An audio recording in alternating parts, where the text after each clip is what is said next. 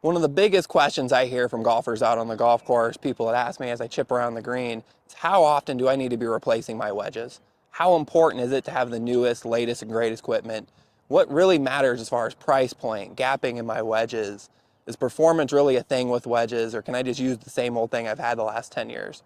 Well, today I'm going to answer all these questions and hopefully a few more in this video as we go over my new wedges that I'm putting in the bag here today. Let's go ahead and dive into it.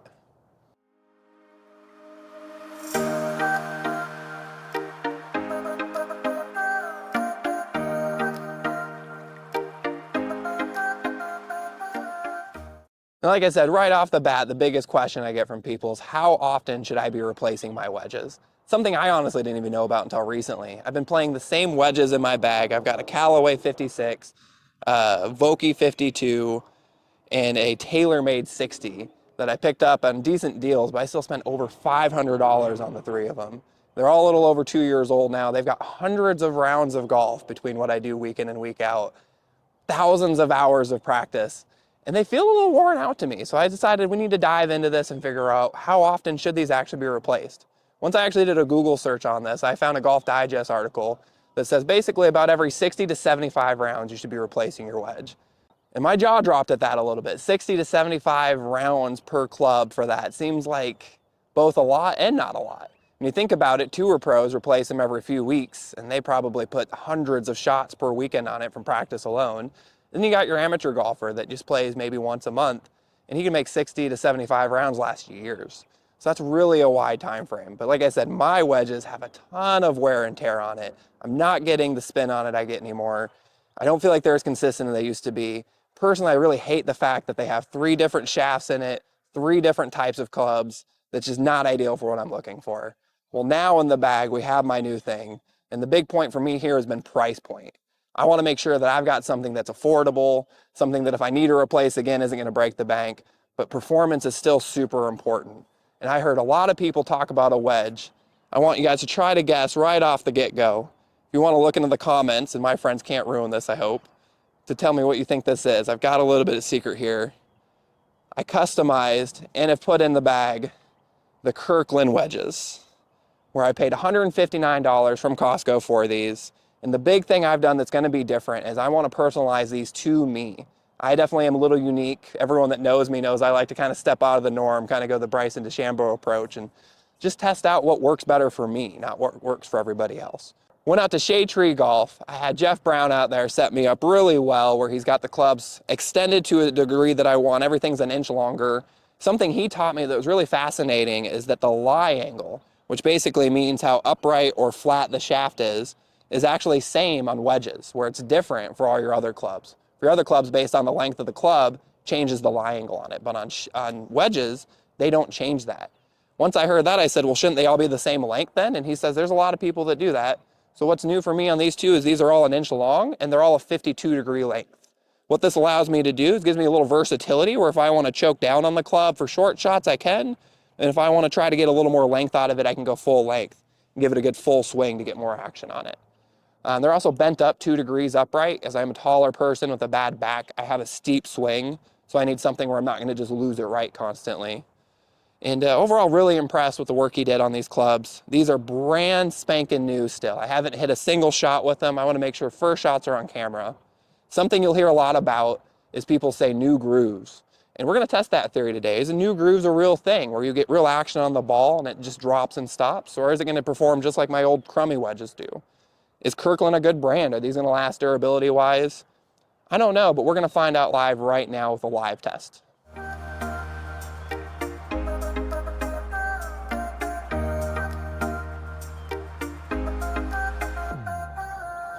All right, so we're going to do a live test over here at the Palm Valley Golf Course on the chipping green right now, where I've got my old Callaway Jaws. It's a 56 degree with a 10S bounce. I've had this, like I said, over 2 years now, but this is pretty wore out. Tons of scratches, face is looking pretty rough.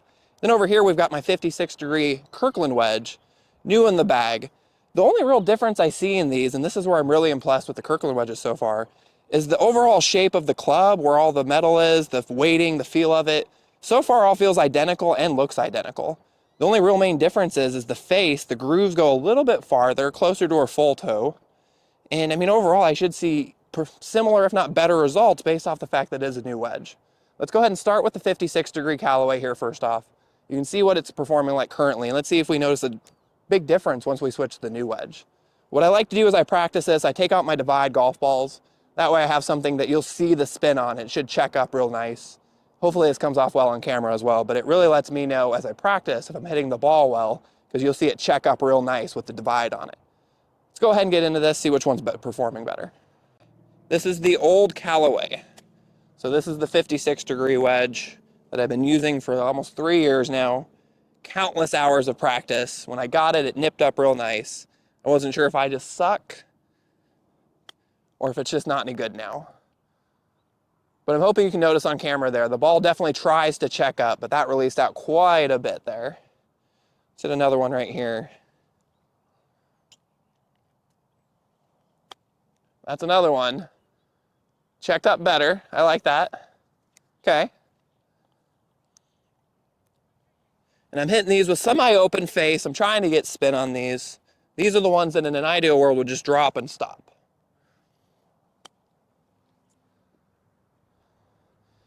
Yep, and 2 out of 3 really struggled there. Let's go ahead and switch over to the Kirkland wedge, see how that performs.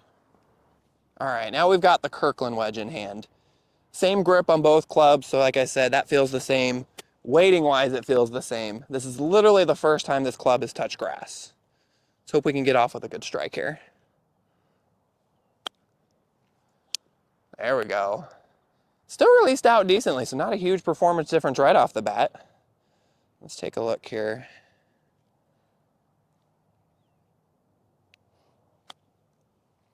That one was real aggressive. I hit that hard and then at least definitely tried to stop. That's not bad.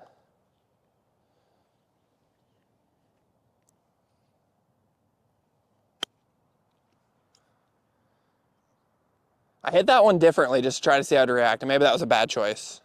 Overall, not a huge difference though right off the get-go. Very fascinating. Let's try some other angles here for this, see what we get nip-wise. Not mad at this by any means, but that's not what I'm looking for. Very fascinating.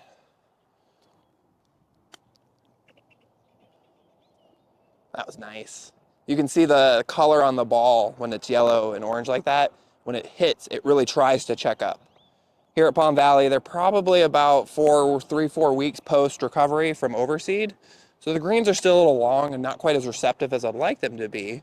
So dropping and stopping just maybe isn't the best option. Oh, that dropped and stopped decently though. Okay. Overall, some of this obviously could be user error. I mean, I'm a 10 handicap, so I'm not the best player ever, but I do consider myself an above average wedge player.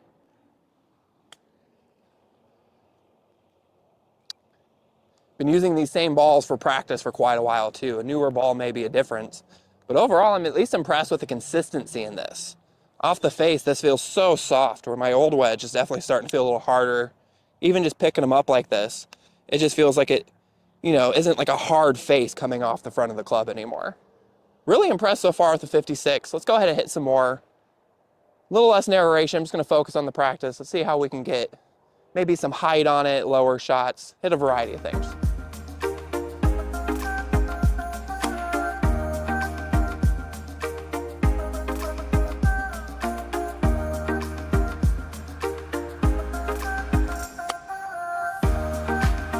Go in.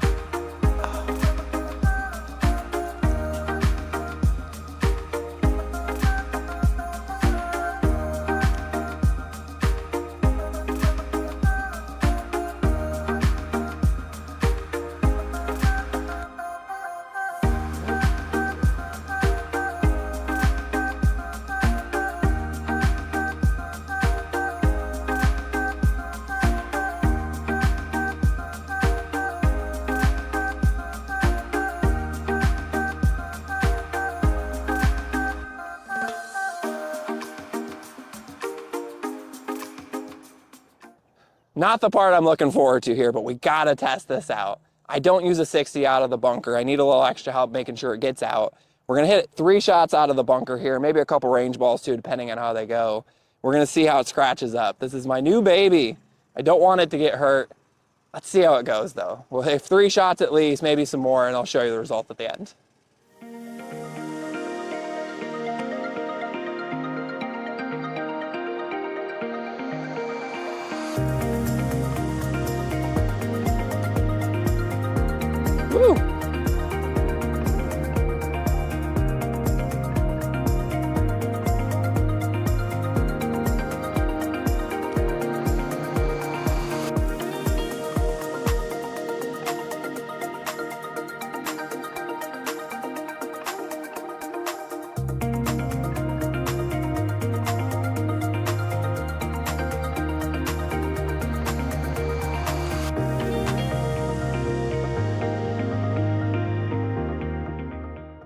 Well, right off the bat, we'll see what actually gets edited into the video here, but I'm definitely not Rick Shields.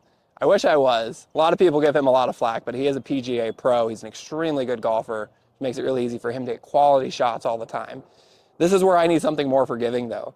Not the greatest out of bunkers. I am above average at chipping around the green, but overall, I was fairly impressed with how this worked. Out of the bunker, though, I definitely hit probably 10 to 12 shots, not all of which will make it on camera, and the wedge got some work here. So right off the get-go, let's get in here and take a look at it before I clean it. That's with the grass stains. I hit it off the turf. You know, just regular wear and tear. I don't see anything egregious right off the bat on it. All right, now we're cleaning her up. With this, it's hard because you don't want to mess it up and scratch it up as I clean it, but I want to make sure the grooves get good and clean. So let's see here. Overall, like I said, though, I mean, considering I hit a handful of shots out of the bunker, it's a very rocky bunker. I'm not even really mad at all about how that came out. So the face at the bottom here, you'll see there's definitely some scratching, and that's going to be expected. I live in Arizona. I play in desert courses. This is going to see some action over the years, and that's why I love the Kirkland wedges. For another $200, I can have this full setup replaced. For almost the same cost of 3 full sets of premium wedges from like the PGA Superstore, I can replace them with the Kirkland wedges with the setup I want, custom fit out at Shade Tree Golf, set up how I want it to, and now I can do this more often. How often do you really need to replace your wedges? I don't think you really ever do necessarily. It just depends on what you want out of your golf game. If you're content playing a shot that's not necessarily going to nip and stop, that just needs to be chipped on the green, you can easily learn how to play that shot. If you want newer equipment that's going to get more drop and stop, a little more consistency to it to help lower your score, then you want something newer. Like I always tell you guys, we're here to pursue better golf. Newer clubs for me are going to help me play better, shoot lower scores, and overall just have a more enjoyable experience on the course. Let's go ahead and out to the range. We'll hit some full shots with the 56, 52, and 60. And I'll give you guys a little more info on what I did setup-wise to customize these to me. Now for the customization on these, one of the big things I like is because I am 6'4", have a bad back, and I battle some injuries, is I want clubs that I'm bent upright. And it's tough because when I went to the PGA Superstore, they tried to tell me that the Kirkland wedges can't be bent. I'm sure there's a lot of people in the comments that'll say both ways. You can bend them, you can't bend them, they'll get broken, whatever. But I took these out to Shade Tree Golf. I personally watched him re-grip the clubs. We added on some length to the shaft, and I watched him bend them upright for me. And I really need them bent upright because I have a hard time getting that flat swing because of my back and knee issues. This allows me to be a little more upright. I don't want to come straight over the ball, but it is kind of my miss, and this just helps me hit more consistent shots. Something I think a lot of people, especially in wedges, really just don't look at. For me personally, I want this customization, this kind of setup in what I'm using, and this really helps me overall just play better golf. Now we're going to hit some full shots here on the range. Really been struggling with this part lately. I'm good within about 50, 60 yards. Trying to put a full swing on a wedge, I kind of get up on the ball a little too much, hitting a little spinny. But maybe that's the old wedge, I'm not sure. A lot of people think new equipment's going to magically fix things, and we're going to find out right now if this new equipment's going to magically fix my game.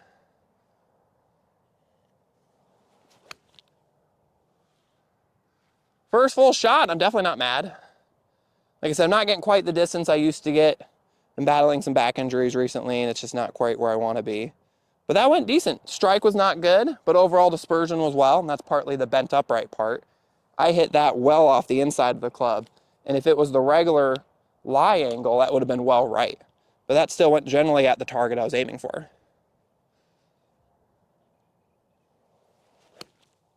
That one was nice. Now, one of the other things I did that was really unusual is these are all the same length, and that's going to be interesting to see if I really feel a difference. Where before, your 60 would be shortest, 56 would be a little bit longer, and then your 52 would be the longest. And we're not talking inches here, we're talking like quarter inch, half inch between each club, but that makes a huge difference. Think about it this way, if I hit a half inch above the ball, I'm going to hit it square in the equator and it's going to go a mile out.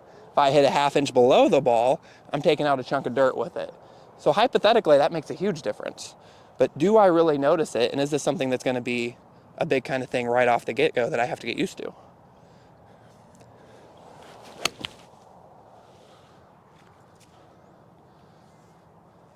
Overall, I like this part. Let's go ahead and move into the 52. Get some more full swings on that. That's another club, like I said recently, I just haven't been doing quite what I want with. That is a lob wedge. Now this is an extra inch longer than a standard 52 would be. and it's been up 2 degrees upright. One of the things with my current wedge set I wasn't a big fan of is they had 3 different shafts in. A lot of people ask you too, well, does shaft really matter in a wedge? And of course it does. If you notice tour pros, they will actually be using the same shafts in their irons in their wedges. By no means am I good enough to need to do that, but I do want something that performs consistently across the board. I don't want to have something where my 56 performs different than my 60 performs differently than my 52, and I have to adapt differently to all 3 of them. I want something where I can put the same swing on all of them and get a similar result, just a different distance.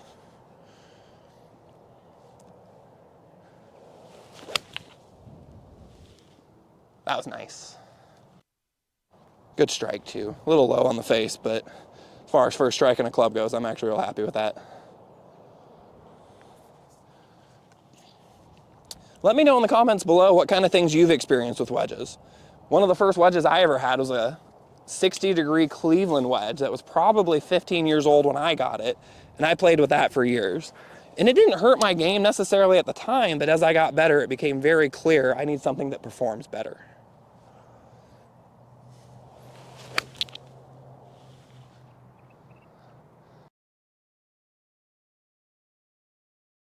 Another big thing you'll hear on a lot of people's reviews, and this is just like I said, per person. This is me personally. You got to do what you got to do, but you can take the same money and keep your old wedges and invest into lessons. I saved a lot of money. I still plan to invest into lessons so I can continue to get better at golf. Lessons aren't necessarily going to fix everything, especially if the fit isn't right. If you're someone that maybe needs a couple degrees upright for maybe similar reasons I do, or maybe your own personal reasons, it'll help you keep the ball straighter and help you play better. You can take all the lessons in the world. If you don't have the physical stature that the pros do, you're not going to be hitting straight shots anyway. With my back issues, my knee issues, I'm never going to have a beautiful tour swing. But I can fit a club to me that's going to make sure I get a good result.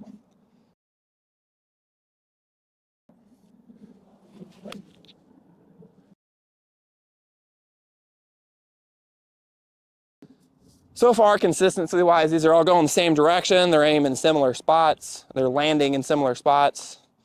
They're not quite the distance I want, and that's 100% a me thing. Look for a video in the future of me getting a lesson at some point. Just want to make sure I find someone to let me film some of it. Want to keep their secrets to themselves, but I want to make sure I can share some of the stuff I had, have them explain it personally.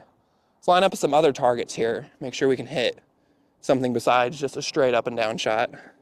And try to see if we can get this to fade a little bit. Oh, that faded so nice too. There we go. I literally almost hit the pole I'm aiming at. That's awesome.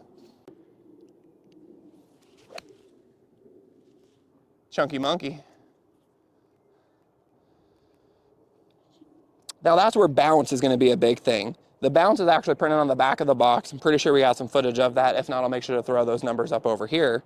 This should be, if I remember correctly, either an 8 or 9 degree bounce. That is the thickness of the sole here.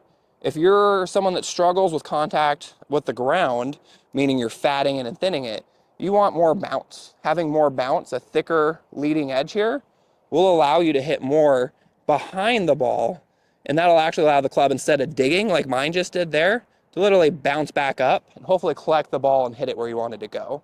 Increases the forgiveness level a little bit. For what I'm aiming for personally, especially with my wedges, I want something that's going to eat into the ground a little bit, generate that spin, to get a shot that's going to stop on the green quickly. I also want something that's going to be versatile as far as shot shape. At the moment, I'm not really hitting draws, but I really like to be able to hit a nice spinny, fadey type of wedge shot. And right now, I really feel confident in my ability to open up that face, feel like I'm swinging hard across my body, and really get the movement I want.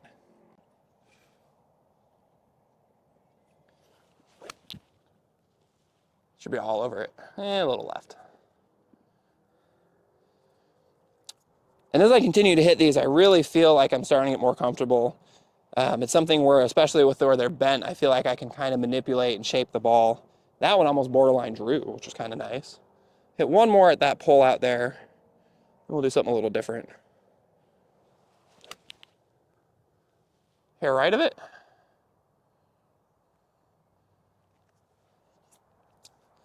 And you'll notice too, if you can see the ball land, as I try to fade it, I lose a little distance, and as I draw it, I gain a little distance.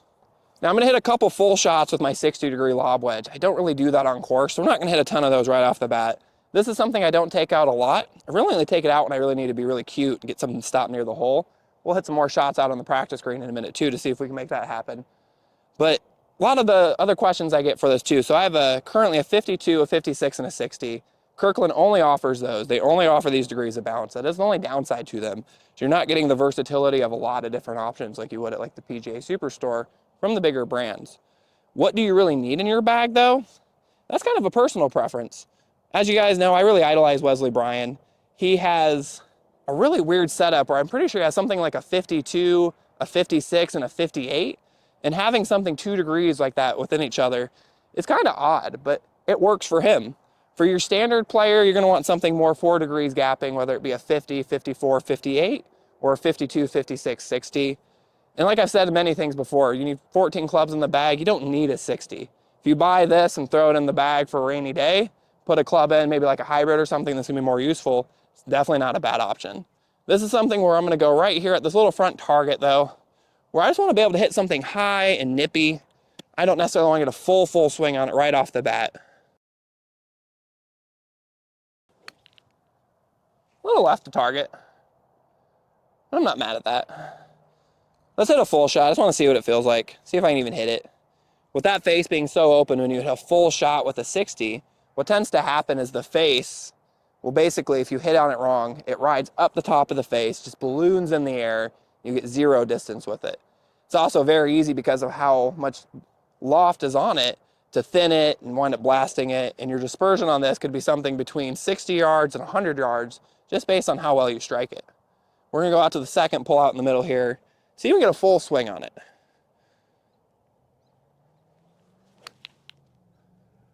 And see, that right there is a perfect example. I don't know if you'll see it down, but I definitely hit that a lot harder than I meant to. It went a lot longer than I meant to. Strike was a little off. Something where if you don't have quite the talent, which I wish I had, you're going to struggle with it. And that's why a lot of times I'll use a 56 or a 52 in situations like this. I still like a 60. We'll hit some chip shots around the green after this to end the video. And I'll show you some of the cool stuff you can do with it. But it's definitely hard on a fuller shot. Better.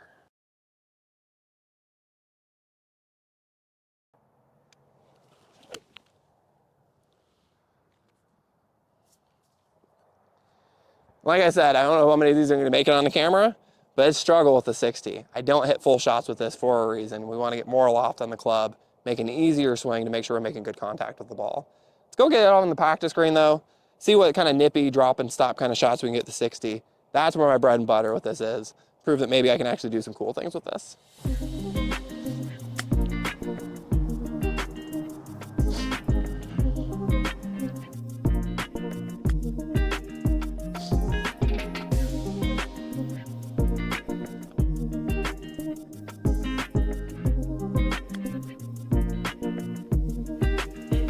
That was nice.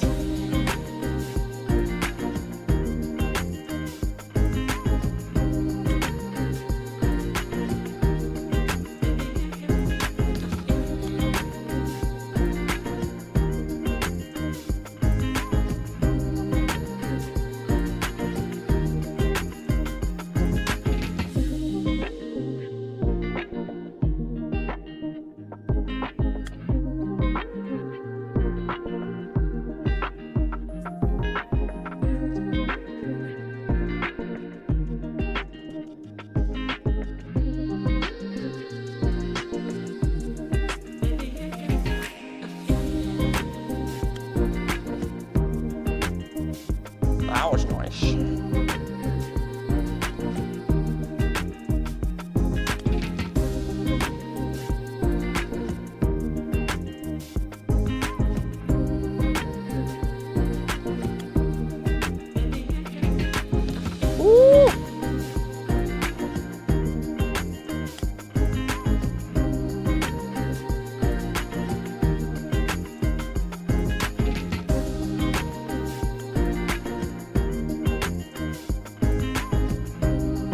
That worked out though.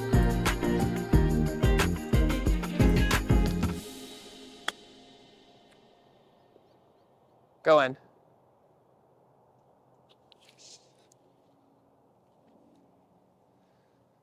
So overall, I'm really impressed with these wedges so far. I'm sure everyone has their own opinion about the Kirkland wedges.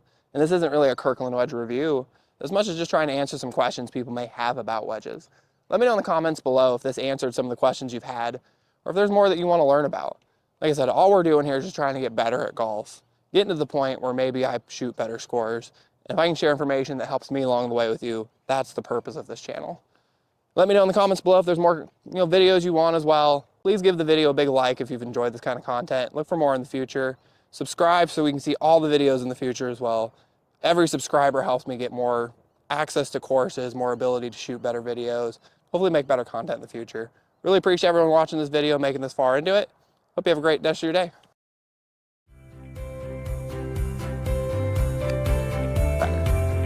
Left to target, should be good distance. Still short. Kirkland wedges are garbage.